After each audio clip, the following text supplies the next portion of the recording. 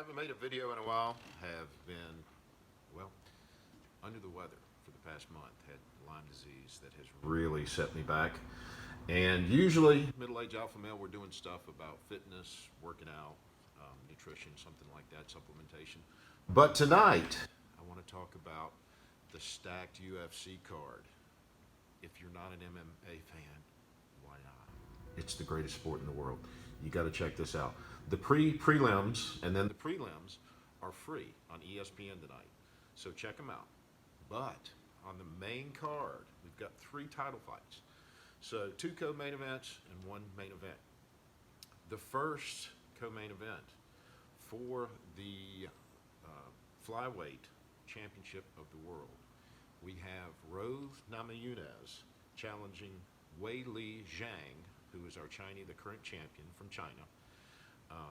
Rose was actually the champ at one time, and she lost her title to Jessica Andrade, who is fighting for the strawweight title tonight against Valentina Shevchenko. So it's pretty crazy how all these top ladies in these 2 divisions, both strawweight and flyweight, have met each other, and even into the bantamweight. And at any given night, any of these ladies can beat the other. They're just so close and so competitive. But tonight, I think, is Rose Namajunas' night. She has not fought Weili Zhang yet.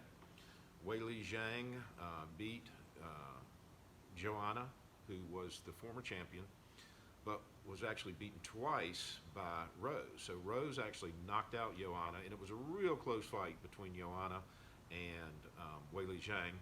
And with Rose Namajunas, it really wasn't. The first fight, she knocked her out. Second fight, she definitely won. It was a definitive win. It wasn't close like the Weili Zhang Joanna fight. So my pick for the first is Rose Namajunas. Can you say that? Namajunas. And no, she's not Asian. She's from somewhere here in the States and doesn't look Asian at all. But I'm assuming somewhere in her family lineage, she is Asian with that last name, which makes it really hard for me and my southern accent to say. But make sure you get these fights and watch her. Rose is amazing. Rose fights out of Trevor Whitman's camp, and her fiance is a guy by the name of Pat Barry, who actually beat one of my buddies who was a professional fighter at one time, one of my best friends, and they became really good friends after this. But he's a world-class striker himself. Between Trevor and Pat, they've really just taught her how to manage distance, how to counter-strike, how to bait her opponent, how to set traps and have her counter-strike and take people out. And she also can grapple. She's got submission wins. She has a submission win over Michelle Waters, the karate hottie. So she really can do it all. But look for her to win by knockout by the 3rd round over Weili Zhang. She's going to counter her. She's going to counter Weili coming in, relying on her power, and she's going to counter with something and take her out. And it will be new in terms of the flyweight division. The co-main event, as I said, Valentino Shevchenko. Valentino Shevchenko. All these names are so hard to say. Yeah, she's Slavic, and she's known as the Bullet. She's been completely dominant in the strawweight division. She actually has fought up 2 weight divisions and done extremely well, but since she's come down to the strawweight, she's been completely dominant. Jessica Andrade, who has been dominant in higher weight divisions, she's coming down to challenge Valentina for her belt. And Andrade is known as a powerhouse. She's known as being incredibly strong. She actually beat Rose by slamming her on her head and winning the title from her before she lost it back to Weili Zhang. So these belts are switching all the time. These ladies are just that good, like I said. I do think that Valentina is just going to be too much for Jessica. Jessica's going to try to establish her strength and power early on, look to clinch, throw bombs, work her way in, try to crowd her, try to clinch her. And I think Valentina is going to be too slick for her. I think she's going to be able to slide out of the way and counter. But if she does get a hold of her, I look for Valentina to actually outpower her. She's bigger than her, and I think she's just as strong, or if not stronger. And she's just slicker and got better technique. So I look for Jessica to take her out by the second round. Look for Andrade to pressure, and look for, and similar to Rose, look for her to use a lot of lateral movement, slip out, look to go side to side, escape from either side. But as she's retreating, look for the counter. And she's already shown that she can slip out and counter, not just with punches, but with kicks.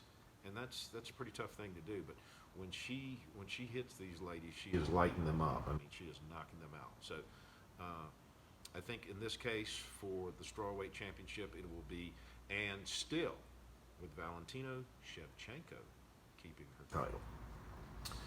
In the main event, it's a rematch from about a year ago. We have the champ, Kamaru, the Nigerian Nightmare Usman, who is fighting Jorge, or George, if you want to Americanize it, he goes by both, Masvidal. Jorge or George Gamebred Masvidal. So they fought the first time about a year ago, and Jorge had to drop, he had 6 days notice. He had to drop 20 pounds and fly all the way to Abu Dhabi from Miami. So of course, he didn't have a good showing. I mean, he was just trying so hard to drop the weight that he was exhausted by the time he got to the time of the fight. He did, however, win the first round. But the narrative is, with a full fight camp, can Masvidal beat Kamaru Usman? And I think the narrative is pretty much going to be no. I think it's a bad stylistic matchup for him. Styles make fights, and like George St. Pierre said about Kamaru Usman, he doesn't do any one thing great. He's not the greatest wrestler. He's not the greatest striker. He's not the greatest jiu-jitsu guy, but he does everything really well. And he transitions really well.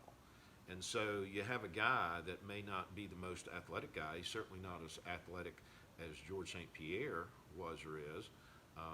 He's not even as athletic or has the striking prowess or the wrestling of Tyron Woodley, who he won the title from, but he's strong mentally. He's a D2 national champion, and he's got good cage wrestling. He's got good distance management. He's got good mental strength, and that's what he's really, really known for. That's why he beat Tyron. Tyron had him beat on athleticism, on wrestling, on striking power, but he pressured Tyron and just stayed on him and wouldn't give him room to breathe, and Tyron broke under the pressure, and that's what Kamaru does so well, is he pressures guys and he transitions well, and he can go from striking to the clinch to grappling very, very well, and he just smothers guys.